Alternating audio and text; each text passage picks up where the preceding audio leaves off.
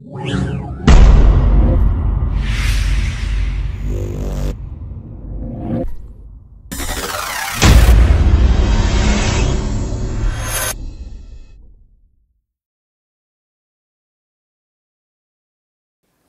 آج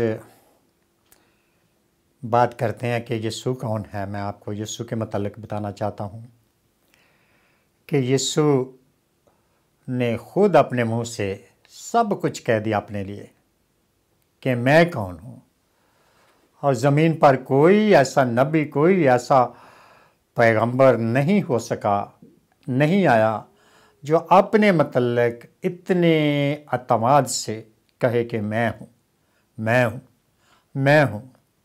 اور یہ ایک دفعہ نہیں، یہ بہت دفعہ راہ، حق اور زندگی میں ہوں۔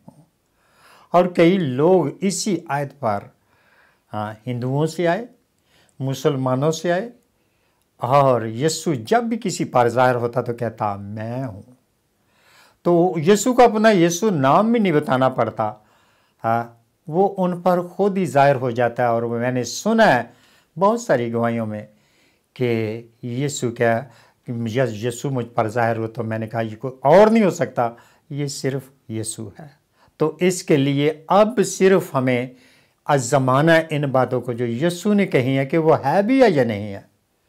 تو میں آپ کو ایک اس کا خادم ہوتے ہوئے یہ تسلی دینا چاہتا ہوں، آپ کی امید جو ہے وہ یسوع پر دلانا چاہتا ہوں کہ یسوع ہے۔ اور یسوع نے اپنے آپ کو خدا کہا، وہ خدا ہے، کیونکہ اس کے کلام میں اختیار، جو فریسیوں نے کہا کہ یہ اس طرح کلام کرتا ہے جیسے صاحب اختیار، جیسے اتھارٹی استعمال کی ہے خدا نے، جیسے پانی کو اور ہوا کو، طوفان کو ڈانٹا تو وہ طوفان جو تھا رک گیا، سمندر کا تلاطم جو تھا موقوف ہو گیا۔ تو یسوع جو ہے وہ سب کچھ ہے، لیکن سب سے بڑھ کر وہ میرا نجات دہندہ اور پوری دنیا کا نجات دہندہ ہے۔ یہ میرا یسوع مسیح ہے جو ہر وقت ہمارے ساتھ رہنا چاہتا ہے۔ وہ ایمانویل ہے، اور ایمانویل کا مطلب ہے ساتھ، تو وہ ساتھ رہنا چاہتا ہے۔ یسوع کی یہ دلی خواہش ہے کہ وہ کبھی ہم سے الگ نہ ہو، لیکن ہمیں بھی یہ سوچنا ہے کہ میری زندگی کے لیے سب سے اچھا یہی ہے کہ میں بھی یسوع کے ساتھ رہوں۔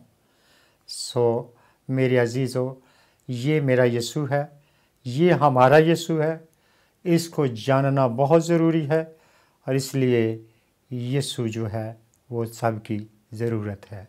گناہ معاف کرنے کا اختیار کسی کو نہیں زمین پر، صرف اسی کو ہے۔ تو یسوع زمین پر اس لیے آیا کہ ہمیں گناہ سے الگ کر کے پھر اپنے لیے یسوع تیار کر سکے کہ ہم اس کے ساتھ پھر ہمیشگی میں آ جائیں اور پھر ہمیشہ اس کے ساتھ زندہ رہیں۔